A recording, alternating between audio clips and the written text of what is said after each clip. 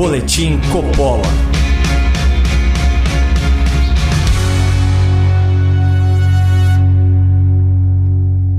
Sejam muito bem-vindos ao Boletim Coppola. Nosso editorial de hoje é sobre os números da prisão no Brasil. Você já deve ter ouvido na imprensa que nós somos um dos países que mais prende no mundo e que nosso sistema penal é excessivamente rigoroso e punitivista. Essas afirmações costumam vir acompanhadas de estatísticas do sistema prisional brasileiro e, via de regra, os mesmos especialistas que se empenham na divulgação desses dados defendem a tese curiosa de que prender criminosos não é uma solução eficaz para combater a criminalidade. Em oposição a essa narrativa, o promotor de justiça Bruno Amorim Carpes lança essa semana o livro O Mito do Encarceramento em Massa.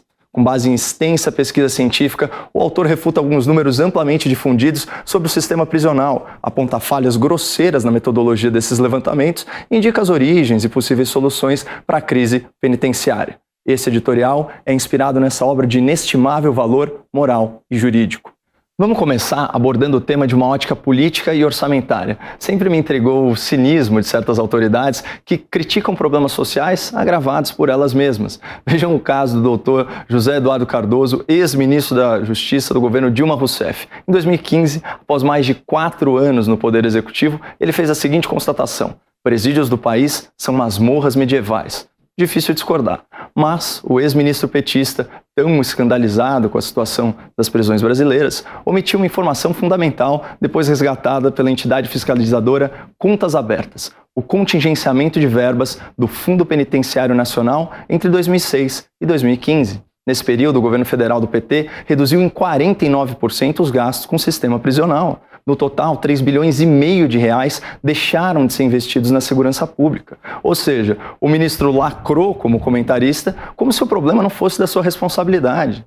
Aliás, segundo o levantamento de 2017 da Fiesp, 3 bilhões de reais seriam suficientes para a construção de aproximadamente 45 mil vagas prisionais. Com base nesse cálculo, um investimento aí na casa de 15 bilhões de reais durante a era petista teria bastado para resolver o grave problema da superlotação carcerária. Para quem acha muito, vale a pena lembrar que a Copa do Mundo de 2014 custou mais de 10 bilhões de dólares e que 1/3 do orçamento foi destinado a estádios de futebol e estruturas temporárias. Foi assim que, sob o comando de Lula e companhia, o Brasil se tornou o país dos presídios superlotados e dos estádios supervazios. Mas o importante é que você perceba o descaso e a hipocrisia da esquerda brasileira em relação às prisões lotadas. Eles participam da construção do problema, permitem que a situação se agrave e depois usam a crise como argumento para avançar alguma agenda ideológica. Por exemplo, a descriminalização do tráfico de drogas, a visão do criminoso como uma vítima social e, finalmente, essa ideia absurda de que prender delinquentes não reduz a criminalidade. Pelo amor de Deus, até o ministro Barroso, um jurista de orientação progressista, reconheceu em voto que durante o breve período que o STF autorizou a prisão após julgamento de segunda instância, o índice de crescimento da população carcerária despencou, atingindo sua mínima histórica, e o percentual de presos provisórios diminuiu. Um fenômeno parecido foi observado nos Estados Unidos, país com a maior taxa de aprisionamento do mundo. Gráficos da criminalidade americana mostram que o aumento do encarceramento, especialmente a partir dos anos 90, derrubou a criminalidade violenta. Não à toa, a nata da academia americana reconhece o custo social da impunidade, incluindo intelectuais que flertam com o progressismo. Para ficar em um exemplo, o economista Steven Levitt, PhD pelo MIT, autor daquele best-seller Freakonomics e eleitor do Obama, já afirmou o seguinte, aspas, cada criminoso preso gera uma redução de 15 crimes patrimoniais por ano, e os benefícios sociais da prisão são maiores que os custos. E falando em crimes patrimoniais, aqui no Brasil, a lei é tão frouxa que um assaltante armado pode iniciar o cumprimento da sua pena em regime semiaberto, passa o dia solto, trabalhando.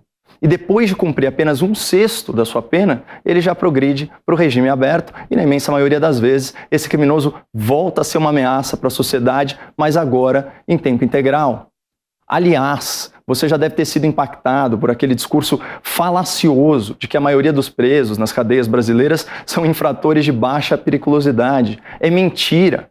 E para refutar essa desinformação, basta verificar os intervalos de pena previstos na legislação brasileira. só 28 tipos penais, aqueles com pena mínima superior a 8 anos, exigem que o criminoso inicie sua pena em regime fechado. É menos de 3% dos mais de 1.000 delitos previstos na lei. E para completar, segundo o CNJ, entre os criminosos fujões, há 23 mil foragidos e outros 308 mil procurados. Esse é o Brasil de verdade. Um país que não consegue processar criminalmente nem 10% dos seus assassinatos e que tem mais de 330 mil mandados de prisão em aberto. Por isso eu insisto, faz algum sentido afirmar que o Brasil prende demais? Claro que não. O Brasil prende é pouco e deveria urgentemente investir no seu sistema penitenciário e reformar o seu sistema penal. Para fechar, saiba que grande parte da imprensa, seja por preguiça ou por militância, divulga os números de encarceramento sem seguir o critério internacional. Enquanto o resto do mundo contabiliza apenas presos provisórios e presos em regime fechado, os especialistas brasileiros incluem detentos no regime semiaberto, o que representa 106 mil presos a mais. Quando esses números saem da conta, o Brasil fica ainda mais distante de ser um campeão do encarceramento. Nosso recorde, pessoal, é outro. Nós somos o país com o maior número absoluto de homicídios. Foram 50 mil vítimas em 2020. No próximo bloco, eu vou entrevistar o promotor Bruno Amorim Carpes, autor do livro O Mito do Encarceramento em Massa. Aliás, se você deseja adquirir esse livro, basta acessar o canal Caio Coppola no YouTube e clicar no link da descrição desse vídeo. A gente volta depois do intervalo. Boletim Coppola.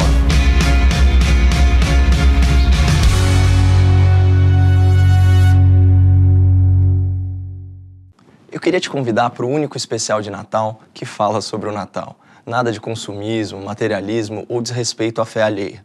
Nos dias 13, 14 e 15 de dezembro, a Brasil Paralelo lança seu especial de Natal, que será transmitido gratuitamente. Para assistir, é só clicar no link da descrição aqui do vídeo e garantir o seu cadastro sem nenhum custo.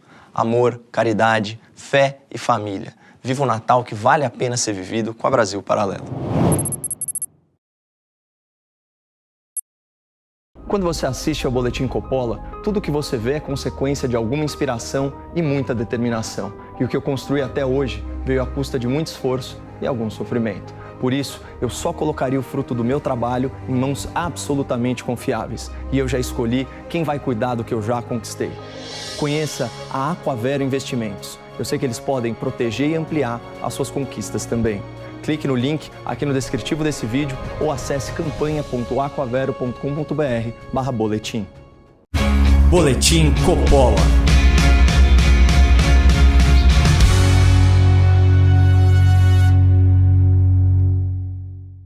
Nós estamos recebendo o Dr. Bruno Amorim Carpes, promotor de Justiça do Rio Grande do Sul e autor do livro O Mito do Encarceramento em Massa. Seja bem-vindo, doutor.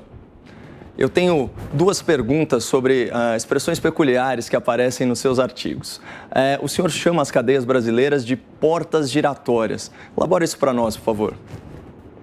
Bem, a porta giratória, ela vem da constatação de que a cada semestre praticamente entram e saem o mesmo número de apenados, sempre girando em torno de 200 mil. Os números são semestrais.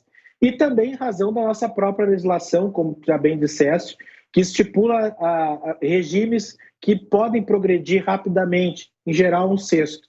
Então o que acontece é isso, o criminoso entra e sai indiscriminadamente a custo de vida, de patrimônio, de bens das vítimas, sempre para que ele seja novamente encarcerado. Então nada adianta olhar o número como um todo, mas saber que naquele número há criminosos que entram e saem indiscriminadamente. Essa é a porta giratória do sistema prisional brasileiro. O senhor tem uma ideia para falar para a gente de qual é o número, né, de entradas e saídas, só para a gente dimensionar o problema ou citar algum caso específico?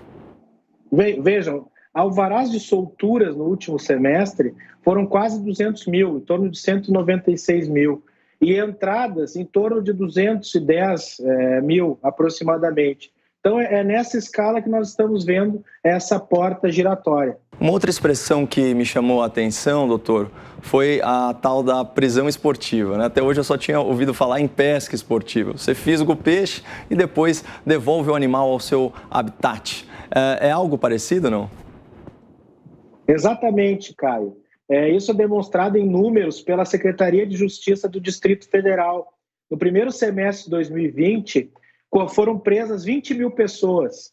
E se viu que nesse semestre, pouco mais de 300 permaneceram presas. Então, o que acontece é isso. A polícia prende, a imprensa e a polícia civil tiram a foto e devolvem para a sociedade, da forma como é feita a pesca esportiva. Doutor, desculpa a indelicadeza, mas só uma correção. Sim. Pelo que o senhor falou, foram 20 mil presos e, na verdade, 3.800 só que ficaram. Não, Caio, é esse o número mesmo. É pouco mais de 300, não 3 mil. É estarrecedor esse número. Nossa, bom. E voltando a falar sobre a tese central do seu livro, a quem interessa, essencialmente, desinformar sobre a realidade do encarceramento no Brasil, chegando a manipular estatísticas para inflar o número de presos? Aqueles que pregam que a prisão não resolve e querem ver os criminosos soltos. Criam o caos prisional para depois se beneficiar para que os presos sejam soltos. Doutor Bruno, muito obrigado pela atenção, sucesso no lançamento do seu livro, que será essa sexta-feira no Chalé da Praça 15, lá no Centro Histórico da minha querida Porto Alegre. Se você deseja adquirir essa obra, é só acessar o canal Caio Coppola no YouTube e clicar no link do descritivo. Um forte abraço, não percam a esperança no Brasil e fiquem com Deus.